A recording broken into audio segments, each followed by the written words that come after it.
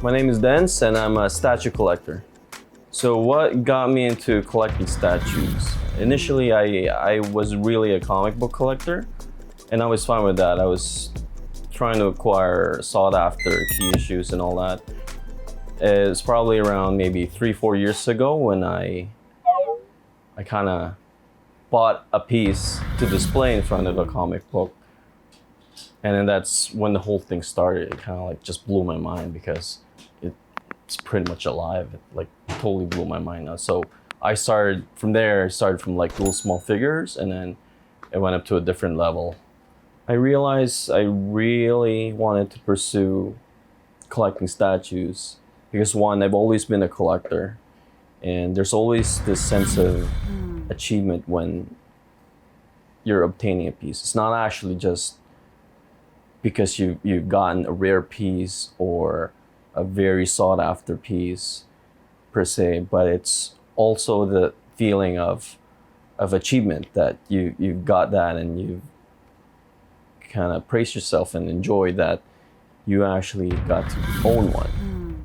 Since pop culture pretty much exploded, it's not really that bad because when you buy a piece in this type of collection, it's pretty much an investment as well because later on down the road, they kind of double and triple in price. The best feeling for me whenever I collect these statues, whenever you just come home on a very stressful day, you just kind of want to sit back and relax and admire what you have. And I know I'm not worried because I can always sell them or whatever, but whenever I look at my statues and just kind of sit back and relax, I feel kind of relieved. Since pop culture exploded with all these DC and Marvel movies, these pieces actually have had value in them and they keep on increasing because of this supply and demand process. So it's kind of like stocks really, but at the same time, you're fulfilling your desire on collecting. Best thing about this personally would be I like coming home whenever I'm stressed out. I come home and I just admire what I have, sit back and relax, pop a record on, listen to some music, and just pretty much browse through my collection, and it kind of relieves me. In regards to buying and actually acquiring these statues that, let's say, if you saw online, the thing is you can't really just look up online and see. There's a lot of like information that you need to kind of research, and there's a big community of these statue collectors that actually give advice and give help, and I've been a part of it for quite some time now, maybe around I would say 3 to 4 years.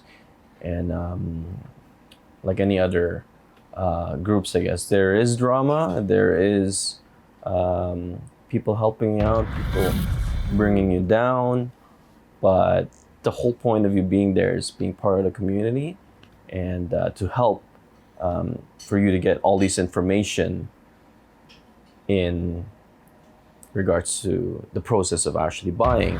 There's big companies that are pretty famous that you would know and you could easily find, but then there's also custom groups that sell custom pieces, which is actually considered very rare and like a unicorn, if I might say, in the statue collecting community because they only make not really more than 100 of them.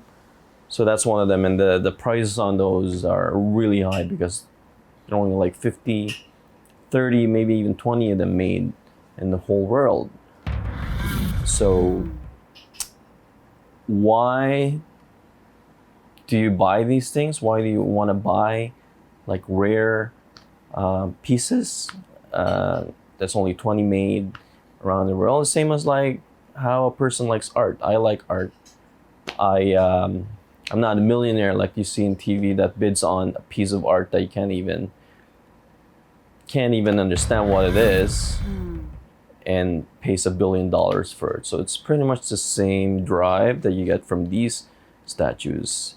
That and incorporate the fact that it's it's a superhero statue or whatever it is that kind of makes you more pumped about buying these things.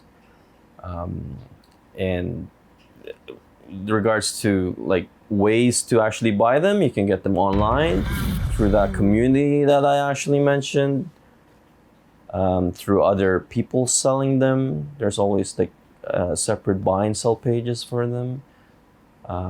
Depending on what the pieces are, if it's rare, it's really expensive, you buy them if you really want it, and until you actually satisfy your craving.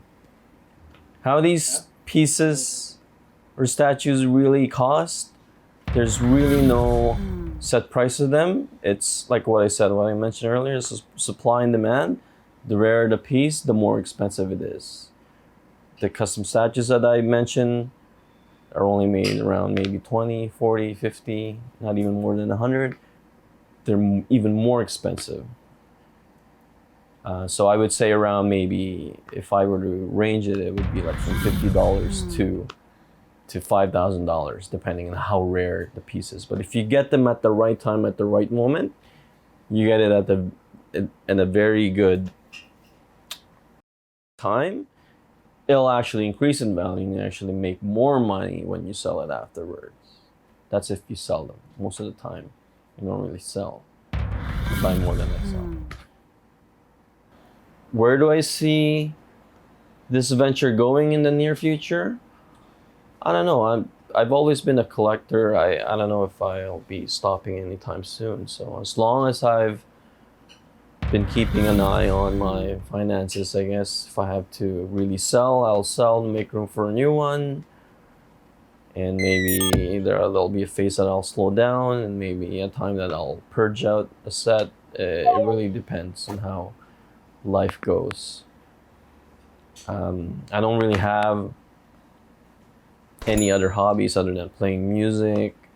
I don't even play basketball or play hockey, so this is pretty much what my jam is, and I don't plan to stop.